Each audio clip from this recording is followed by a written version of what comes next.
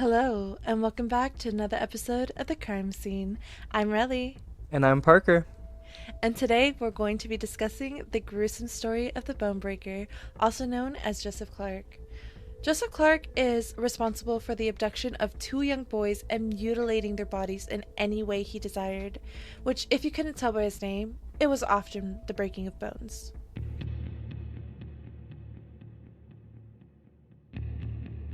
Please be advised that this podcast features themes of violence and descriptions of sexual acts and desires and is not suitable for listeners under the age of 18.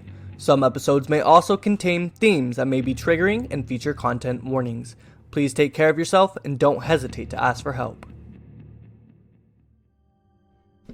Okay, so speaking about breaking bones, have you ever broken one? I've broken my leg, so Oh, kind of like my really? kneecap. Yeah. Oh my god, when? Okay, so I was back in first grade, and my older cousin, I was swinging on the swings on my stomach. You know how kids do that, right? Mm-hmm. And he decided it would be a good idea to sit on me. He doesn't Uh, weigh too much, but he sat on me while I'm swinging on the swings on my stomach, and my knee just plowed into a rock that was sticking out of the ground. It was a oh my big god. rock. So it shattered my knee. Oh, And yeah, I was in a cast for a good minute. oh my god. But yeah, it was not a fun feeling. I was crying. Oh my god. Wait, was this back in elementary, right? Obviously, but was it the same one that we went to?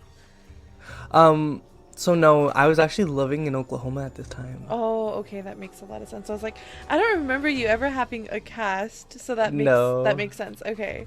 Yeah. Okay. Have you ever broken a Oh bone? my god. Okay, so you might not know this cuz it's not really something I talk about, but I have. So, it was back in high school sometime. I don't really know when, but I broke my toe. So not my big toe, but the toe right next to my toe. Like big toe, you know? Um Apparently I broke it, and I don't know when or how or what happened. The only reason I found out was because I had gone to the doctor because my brother had dropped a knife on my foot and it cut it open, Uh, and he was like, "Is your toe broken?" And I was like, "No." He was like, "That doesn't hurt." And I was like, "No." And he was like, "Your toe curves to the left." And I was like, "Oh my god, are you kidding me?" And he was like, "No, it healed incorrectly, but it's fine because it's not bothering you." And I was like, "No, it's not." So I have a toe that just curves to the left you have a now. crooked I toe? have a crooked toe. Wait, is it your right foot? It's my left foot. Oh. Yeah. Oh. It's does it make wearing shoes uncomfortable? No, it doesn't. It doesn't hurt at all. It's so weird. But yeah, it was really shocking to me and my dad when we found out. Dang. Yeah. During his late teens, Joseph Clark, a 17-year-old boy from Baraboo, Wisconsin, preferred the pursuit of things quite different from most boys his age. Instead of chasing after girls in school and sneaking a couple of beers here and there, he took pleasure in kidnapping and torturing other boys. If not for the drive and hearty attitude of his last victim, Clark's crimes may have ultimately spiraled him into a more brutal and sadistic path. So, Joseph Clark's first victim was a 14-year-old boy named Chris Steiner. He was also from Baraboo, Wisconsin. Chris's parents had went into his room in the morning to wake him up so he can get him ready for work. But he wasn't in his bed. Chris's father then looked all around his room. He looked all around the house, but he couldn't find him nowhere. Where was Chris? Alright, so then his father had called the police like any parent would, saying he had checked on Steiner the night before and that he, was last seen asleep in his bed around 10 o'clock. The police initially thought he might have snuck out for a party or such as the 4th of July weekend, right? But they couldn't find him. So they reported him missing July 4th of 1994. The police then talked to Chris's friends, but they all said that none of them had seen him that night. As the days went on with no sign of Chris, it was clear something was very wrong. The police then toyed with the idea of him maybe being a possible runaway, but his parents quickly dismissed that theory. They claimed that his home life was good. He was happy. Chris had just gotten a job at McDonald's. He just finished 8th grade. And he was very excited to have a job and make his own money. So he had no real reason to run away. So the police then began really investigating, really digging deep. And they had found clear signs that Chris had been abducted. Chris's brother's bedroom window screen was sliced open, and, muddy footprints were seen on his carpet. The patio door was also left unlocked. Authorities and Chris's parents, George and Kathy, did everything they could to try and locate Chris, but unfortunately, Chris Steiner was found dead 6 days later on July 10th. His body had been found by 2 jet skiers draped over a partially submerged tree along the edge of a sandbar in the Wisconsin River. His body was already severely decomposed, and they had to use dental records just to identify him. An autopsy was done, the next day, on July 11th by Robert Huntington. He claimed that the body had to have been in the water for at least 2 days, if not longer. He deemed Chris's death as a drowning, and he labeled it as undetermined because it was too difficult to determine whether anything else happened due to the quick decomposition of his body. Police were positive foul play was involved. So I want to say something about Baraboo, Wisconsin. So from what I've read, Baraboo, Wisconsin is kind of like a really small town in a close-knit community. Right. So a lot of people actually felt like, hey, we can leave our doors unlocked and we don't have to worry about people like coming in or doing anything like that. But this just basically erupted chaos into that small town. Because, who would abduct a kid from his own home? Right, and that's scary. The thing about this case specifically that really gives me that chills is they were in their homes, Yeah, where they're supposed to be safe. You don't think something like this can happen to your family until it does. So all of that happened with Chris, and now over a year later, on July 29th of 1995, 12-year-old Thaddeus Phillip was sleeping on the couch in his family's living room with his 5-year-old sister sleeping nearby. Thad, his parents, and his 3 siblings had literally just gone out to eat dinner the night before. He and his sister were watching TV when they both fell asleep. This was pretty common, they're 2 family members, they're watching TV, fell asleep, nothing out of the ordinary. Him and his sister slept there until early morning, when all of a sudden, somebody picked Thad up and carried him throughout his house. Thad thought that this was his dad, considering his dad has done this many times before. He only realized something wasn't right when he was taken outside and set on the ground. He was feeling groggy from being asleep, and when he opened his eyes, he saw a young man. He didn't recognize him, but he also didn't feel threatened by him, simply because he seemed friendly. The young man was 17-year-old Joseph Clark. So this was back in 1995. So I kind of understand how you wouldn't necessarily feel threatened, especially in this close-knit, community, town. But still, stranger danger, Yeah, well, the thing is, Thad actually thought that Joe was a family friend, which is one of the reasons that he didn't feel threatened. Because in his 12-year-old mind, he doesn't think that a random stranger is just going to walk into his house and just, pick him up and take him out. So in his mind, he's thinking that Joe is a family friend. And that's why he's taking him outside. Okay. Yeah. So what Joe had asked the young boy was to help him with his car. So that assumed that he was a family friend and that he was just having some car troubles and that it was early in the morning and his dad didn't want to get up and help him. So he agreed to go to Joe's house to help him with the car. And, Joe's house was only half a mile up the road. Dad agreed to help him, but he didn't really understand what was going on. He literally just woke up. So Dad said that outside it was still dark and that his family had literally just moved there not even 2 weeks ago. Dad claimed that he wasn't scared and he didn't know that he should be scared. Once they arrived at Clark's rundown house, Dad began to suspect that he was in trouble. The way Dad explained Joe's house was that there was trash everywhere, there was wrapping, old food, rotten food, that it was just completely disgusting. And at this point, he realized that Clark was not a friend of the family.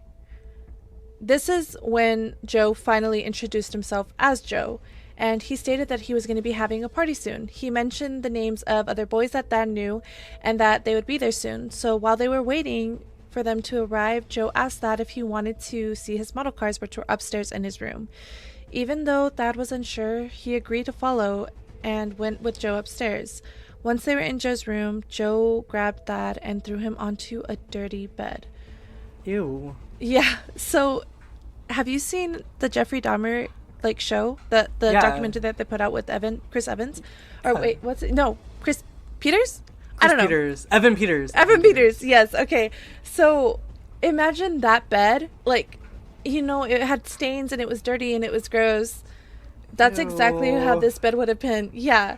So he threw that onto that bed and he jumped on top of him, basically pinning him down, and Joe's back was to Thad. Thad literally could not process what was happening. He didn't realize that he was in danger at this point. Joe grabbed his ankle and began to violently twist it around until Thad's ankle snapped. When I was listening to Thad tell his part of the story, and he said this, my heart literally sank, and it's I could feel my own ankle in that situation, and I don't know how he could go through that.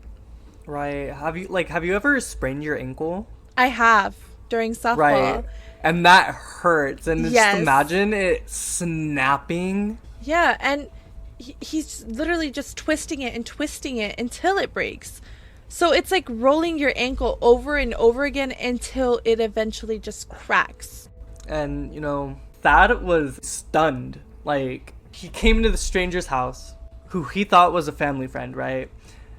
Went upstairs, thought he was just going to see some model cars. But then he was pushed onto a nasty bed and had his ankle violently broken. I mean, yeah, I'd begin to have that realization too.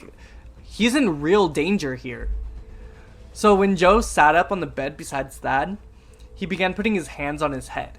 And Thad took this chance to try and run down the stairs and escape. He's limping down the stairs. He was scared out of his mind. He's confused at this time. And he didn't feel the pain in his ankle yet because he had so much adrenaline running through him. Unfortunately, he did feel the bone slipping past his foot bone when he was trying to run out. He was able to get down into the living room and halfway through the kitchen before Joe had caught him and stuck him into a chokehold. Joe drug him back into the living room and he threw Thad onto the couch. At this point, Joe took Thad's leg and began pushing it towards Thad's head. Now, I don't know about you, but I'm not very flexible. So I can only imagine what his thighs were going through. Oh, his little hamstrings. I know, poor kid. And Joe had then leaned into the bone in his thigh until it snapped. He broke his thigh and hip bone and said that he heard his bone just pop, but that he didn't feel much pain at first due to the adrenaline. Thad then passed out from the pain. Can you imagine? You're literally just a kid and you're going through all of this within a matter of minutes. First your ankle gets broken and now you get put into a chokehold, you get dragged to a couch, and your whole thigh and hip bone just get completely broken. Trauma for life, I'll tell you that much. Exactly. The pain that this kid is going through, oh my god. Okay, so when Thad had finally woken up, Joe was sitting next to him as if nothing happened. He was being friendly, he was talking to him, he was having a conversation with him, and Thad couldn't understand why this was happening. Joe started talking about how he lived there with his 3 brothers, and that's when Thad asked why Joe was doing this, and Joe simply stated it's nothing personal and that he just enjoyed the sound and feeling of bones breaking whenever he wanted. Thad then asked him, if he liked breaking bones so much, why couldn't he do it to his own bones? Joe then responded that he's tried before, but that he could never get the angles right. Thad asked if he's done this to anybody else before, and Joe then admitted that he had done this to other boys, just describing how much he loved it. how mentally ill do you have to be? No, exactly. And the fact that like he's just like willingly admitting this. And I think the only reason he is admitting this to Thad is because he doesn't think that he's going to live to tell the story. And I just want to put it out there real quick. Joe is living with his parents at this time, right? Mm-hmm. So I guess that has to contribute with how like How little attention he gets from his parents. right, and how much he like thinks he can get away with. Like it must have started with animals, which most serial killers like do. So later on that morning, Thad asked if he could call his parents, and surprisingly, Joe agreed. He handed Thad the phone and everything, and when Thad tried using it, he realized it was disconnected. It was literally Sick. just some sick joke to Joe. So at that point, Thad was like going through like survival instincts. So he tried reasoning with Joe, saying that he wouldn't say anything and that he would say he tripped over a coffee table instead. But Joe straight up told him that nobody would believe that story. So Thad spent half the day with him in the living room watching TV until he took him back upstairs. Joe decided that he was getting ready to do some more damage. He took him upstairs, laid him down on the bed, and began twisting his other ankle until it broke as well. Joe kept twisting and twisting and twisting Thad's skin on his ankle like it was a rubber band. Ew. Thad then said that he did fight back. He would hit him on his back and on the back of his head because when Joe was torturing him, he would sit on top of him, like I said. And this would just make Joe madder. Joe would put a pillow against Thad's face or make Thad put a pillow against his face to try to muffle his screams. I'm assuming he did this because he didn't want his brothers to hear. Joe would also threaten to break his neck or his back, and I mean, Thad believed him. Why would he not? He's already broken both his ankles and a thigh bone. Like, why wouldn't he believe him? So, throughout that day, Joe, kept going outside. He was trying to get his car to start. I guess he wasn't lying about that.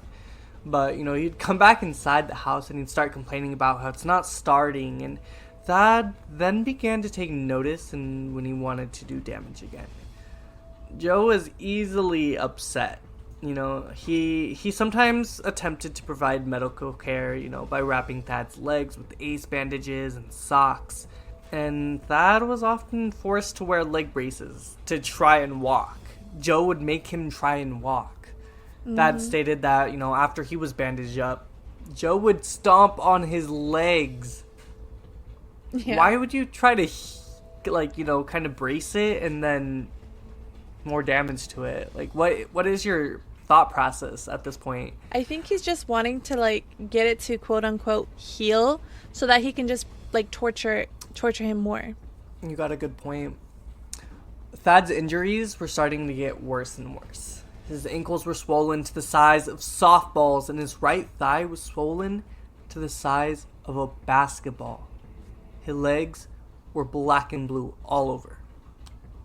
And after deciding that Thad was no longer a threat at escaping, Joe decided that he might be able to go out without being worried that Thad would try to escape again. And, soon Joe had left the rundown house. Thad was already on the move. He got off the bed and began crawling towards the stairs, and when he reached the edge of the stairs, he threw himself down head first. He said that this was the only way he could do it.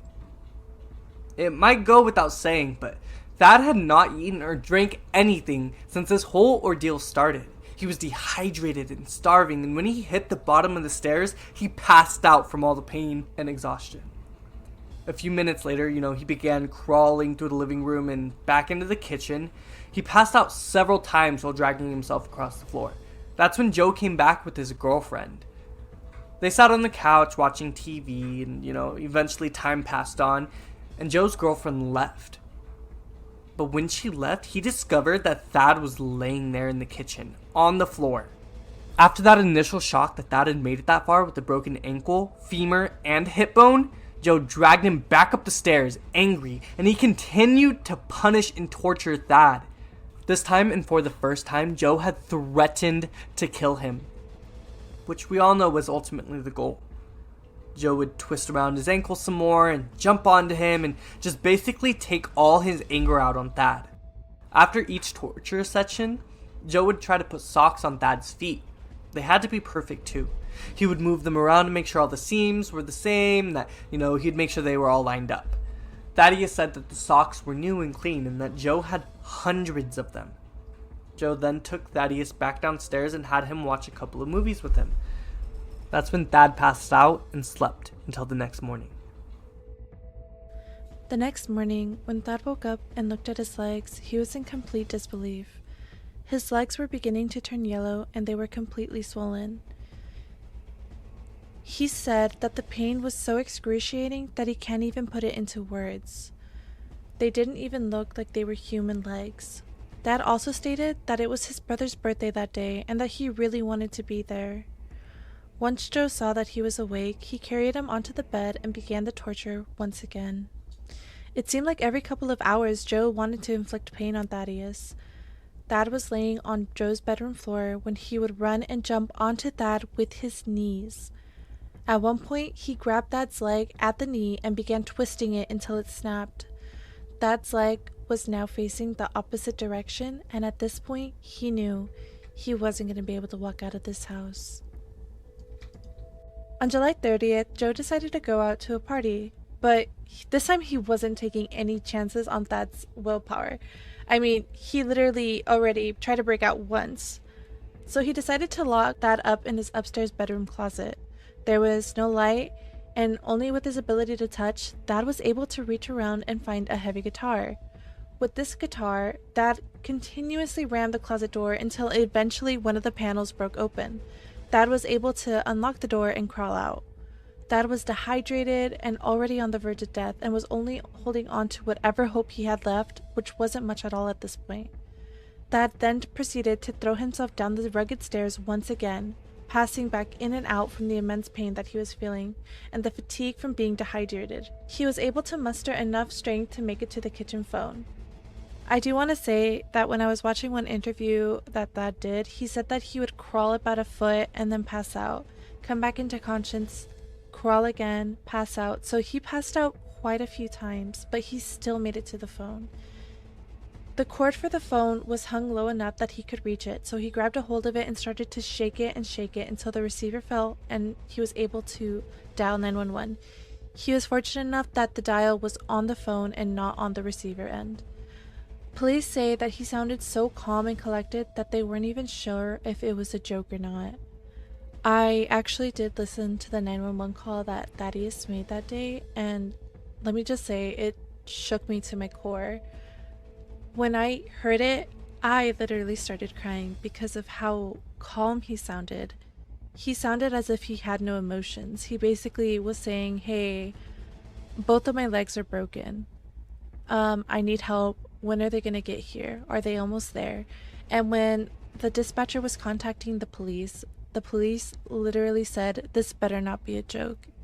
And unfortunately, it wasn't. Now, after the 911 dispatcher had learned of Thad's alarming crisis, officers were quick to respond. The police made it to Joe's house and were able to rescue Thad. Thad was held captive for a total of 43 hours. Now, upon arriving to the hospital, Thad had serious internal bleeding, and the doctor said that he was only 2 hours away from dying.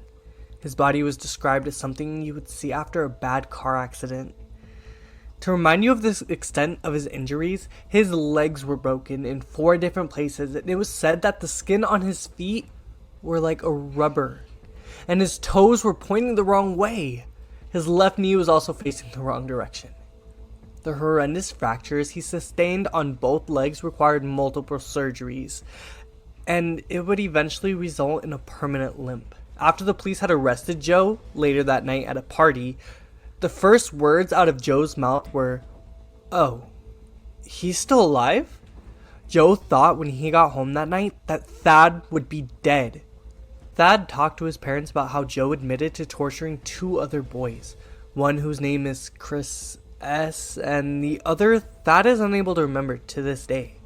To try and figure out the last name of the boy, Thad's dad began flipping through the phone book to try and find the last name. When Thad's father said Steiner, Thad said, "Yep, that's the one." Later, when the police searched Joe's home, they found a notebook with 8 different names and 3 different categories with the following headings. Get to now, which police think might be a misspelling of get to know, can wait, and leg thing. Fortunately, thanks to Thad's extreme will to live, none of the other 8 potential victims will have to experience or suffer the same fate Chris or Thad had went through.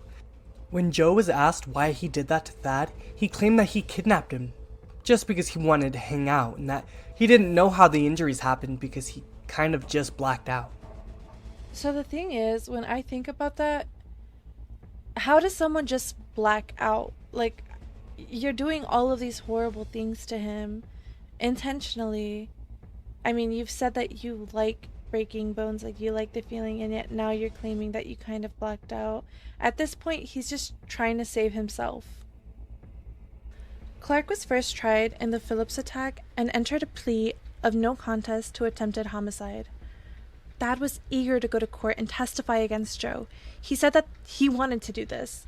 Even after all of the surgeries and everything that he went to, he wanted to go up on that stand. Joe was being charged with attempted first-degree intentional homicide, causing great bodily harm to a child, mayhem, intent to disable or disfigure, causing mental harm to a child, and child enticement. He would then go on to plead no contest and not guilty due to the mental disease or defect. His defense wanted to plead for an insanity defense. He argued that his biological mom was a heavy drug user during pregnancy and that he had suffered a head injury from a bike crash the previous year. His adoptive mother backed him up, claiming that if Joe had left home, she would have hurt him because he would have had to pass her bedroom. This was quickly ruled out due to the fact that she was a heavy sleeper, and he had managed to sneak out before. The thing is that Joe told the jury under oath that he had no recollection of any of the events mentioned and that Thad had broken his own bones. Joe's defense brought up a psychiatric expert to ascertain that his memory loss and disillusions were signs of insanity, but his defense team was caught completely off guard when Patricia Barrett pulled out a dirty school notebook from the evidence bag containing the journal entries we talked about before. With this evidence, Thad's testimony, and the recent discoveries made in Chris's case, Joe was sentenced to a 100-year prison term for attempted murder and kidnapping. Joe was originally sentenced to the 100 years, but to Barrett, 100 years just wasn't enough.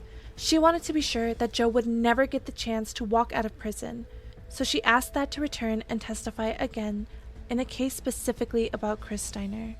Unfortunately, before the trial for Chris Steiner, Joe's neighbor, 15-year-old Michael Hubish, went to Thad's house and shot him twice in the back with a hunting rifle right before the trial. Michael and Joe were allegedly really good friends, and Michael was upset about the results of the first trial and wanted revenge, so he tried to take out Thad in return. Luckily, Thad survived this attack and still showed up to Steiner's trial. He was injured, but he was determined to take him down. When it came down to Chris Steiner's case, Joe had pleaded not guilty, but after exhuming Chris's body in a thorough examination and x-ray of his body, they revealed that Chris had similar ankle fractures to those of Thad. Joe had actually been a suspect in his murder of Chris about a year earlier. Joe's parents testified that their son was home asleep in his room on the night of the killing. However, that was drowned out by the fact that other witnesses had often claimed that Clark would regularly sneak out of his house through an upstairs window. Another fatal testimony was made by Clark's former juvenile detention inmate, who said that he admitted to killing a boy and placing his body over a tree. On November 7th of 1997, he was found guilty of intentional homicide and he was sentenced to 100 years in jail, plus life in prison, without parole, and was made to pay Thad and his family $21 million to pay for Thad's costly medical bills. Unfortunately, Thad claims he hasn't received any of that money. Now, despite all the evidence pointing his way, Clark continues to maintain his innocence in Chris Steiner's murder from his prison cell to this very day. Now in his 40s, Thad got to grow up with his family, and now even has one of his own. Sadly, due to the complexities of his injuries, he still walks with that slight limp to this day, a constant reminder of the weekend he had, looking death in the eyes and living to tell the tale. Even if the bone breaker left his mark on Thad, he continues to move forward in his life with his loving family. The same love that contributed to his survival. Thad continues to say, "I survived because I wanted to be with my family. I didn't want to leave my family, and I know they didn't want to lose me." To this very day, Joseph Clark still claims that he's innocent on various true crime podcasts. Even though Thad's actions also saved the lives of 8 other boys found on the list, the 2 Clark mentioned on top of Chris's names are still unknown to this day.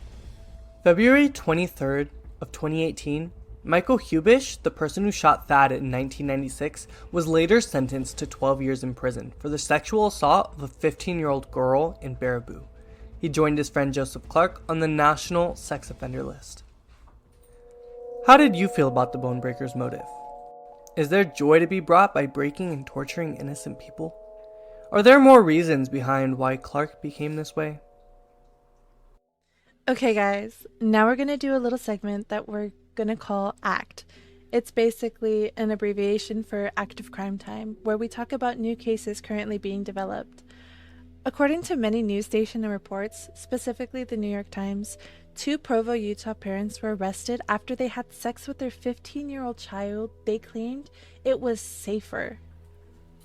Ew, first of all. No, you're right. You're right. That's all I got for you. Like, what the hell? No, yeah, it's disgusting. Like, even like with that first little, it's gross. So on March 7th of 2024, so literally this year, a couple weeks ago, the 15-year-old had called police and divulged in detail about how her stepfather had been raping her for the past year and a half. According to an affidavit, her parents had admitted to the crimes during an interview with the police. Her mother said that she had found online chats and Snapchat pictures of her daughter in sexual situations, which then prompted her parents to approach her at only 14 years of age.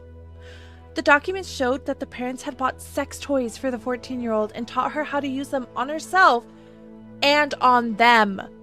Okay, that's disturbing. It's literally insane. Her parents are like psychopathic, like, I can't. Now, the mother told police that she had only watched her parents have sex, apparently. When the 14-year-old came forward about a broken condom, the mother confronted her husband, but of course, he had denied having full intercourse with her. However, according to the New York Post, the stepfather did in fact have intercourse with the teen. The 15-year-old's parents were arrested by the Provo Police Department and have been charged with forcible sodomy, object rape, and forcible sexual abuse. Now, the stepfather, however, will face further additional charges. Thank you for listening to our podcast. We release new episodes on Tuesday. Stay tuned and see you next week. On another episode of The Crime Scene.